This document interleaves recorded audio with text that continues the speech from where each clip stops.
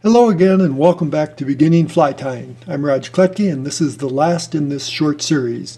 We'll quickly look at some equipment and materials that you'll need to start fly tying. First, as I've said before, start with what you have and see if you enjoy fly tying.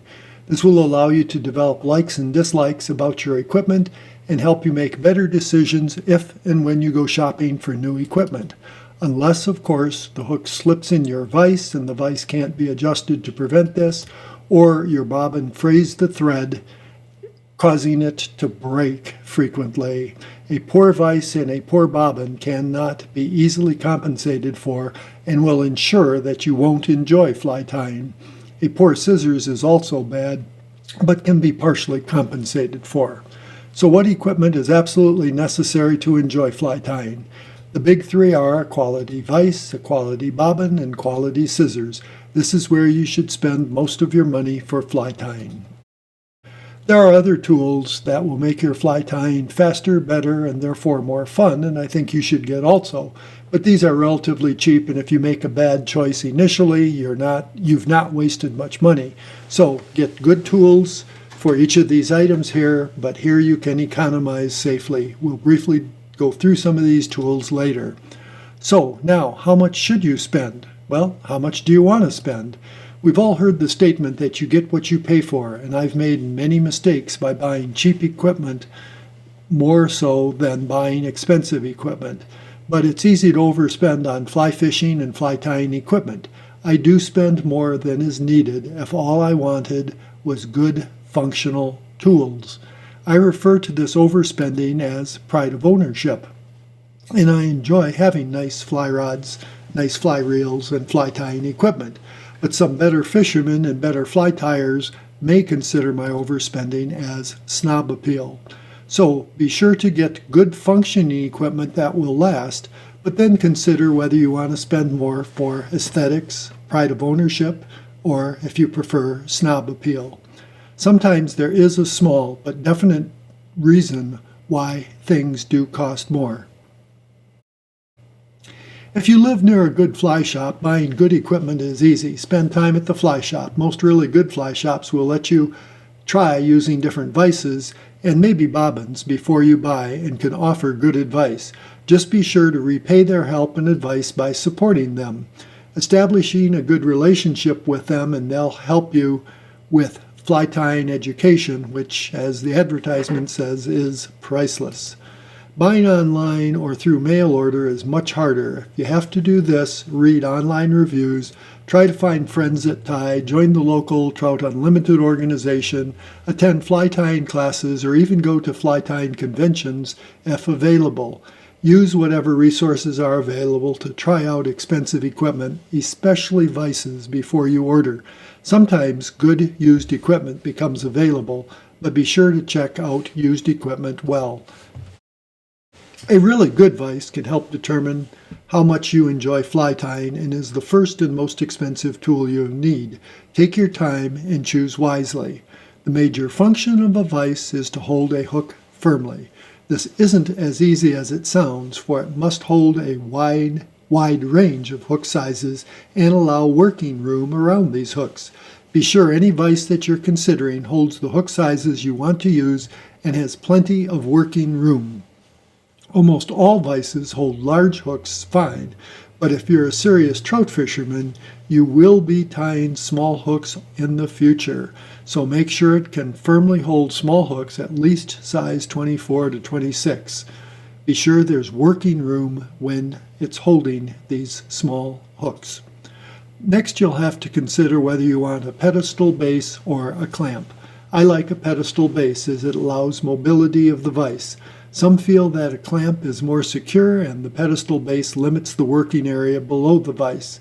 This has not been an issue for me, and most of the fly tyers that I know do use a pedestal base. I clearly prefer a true rotary vise, but some of my friends who are better tyers than I am have fixed vices and feel that the rotary functions are not needed. Many tyers with rotary vices don't use the rotary functions either, but I feel that's because they learned on a fixed vise and are set in their ways, or maybe they've never really been shown how to use the rotary vise functions well. Consider viewing my rotary vise techniques series before making a final decision about this. There may be slightly less working room behind the hook with a true rotary vise, but I don't consider that a real issue with the trout flies that I tie. The only downside to a true rotary vise is price. So, what price should you expect to pay for a vise? Fixed vises run from very cheap to quite expensive. The cheap ones are generally junk. For a good fixed vise, expect to pay at least $80 and more likely $100. Even at those prices, be sure to check the vise out well. True rotary vises do run more, and expect to pay at least $150 for a good rotary vise. Again, there may be some reasonable vises less than that, but be sure to check them out well. Generally, I'm opposed to kits, especially complete kits that come with tools and materials. There are some excellent tool kits available, but they match the price and quality of the included vise. Stay away from the cheap beginner kits that are often advertised for the starting fly tyer. They only ensure that you will not enjoy fly tying. I feel it's better to get good equipment, and then if ultimately you do quit tying, you can sell it later. I'll talk about complete kits later under materials. Don't get cheap metal tube bobbins. They may last a little while, but ultimately will start fraying thread, which causes breakage. Ceramic, jewel-tipped, and good stainless steel tube bobbins work well and will last. Buy at least one good bobbin. This is not as critical a decision as what the vise was, because ultimately you'll develop likes and dislikes about bobbins, and you'll want more bobbins so you don't have to constantly load and unload a single bobbin. This will not be the last bobbin that you buy. I usually use a 3.5 to 4-inch scissors for general tying. I like straight, smooth blades, as sometimes I don't use a scissors cut, but use one blade to shear materials off like a knife.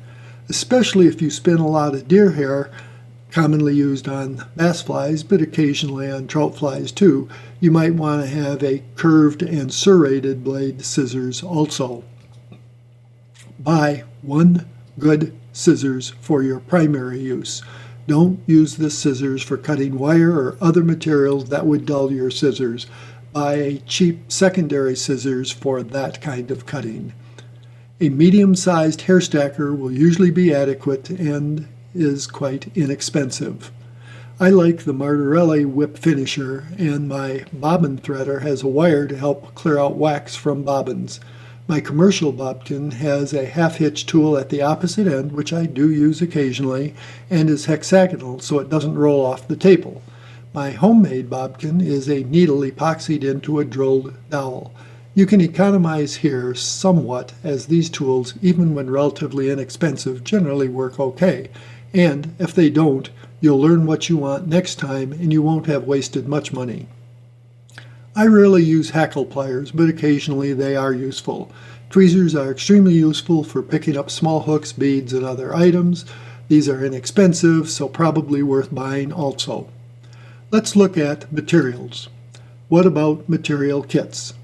Well, I have drawers full of materials that likely I'll never use, so I don't like kits with materials that you'll not use, especially if you're near a fly shop, but even if not, I generally recommend buying most materials for specific flies you want to tie rather than buying materials and then seeing what you can tie. Eventually, you'll end up with drawers of materials also.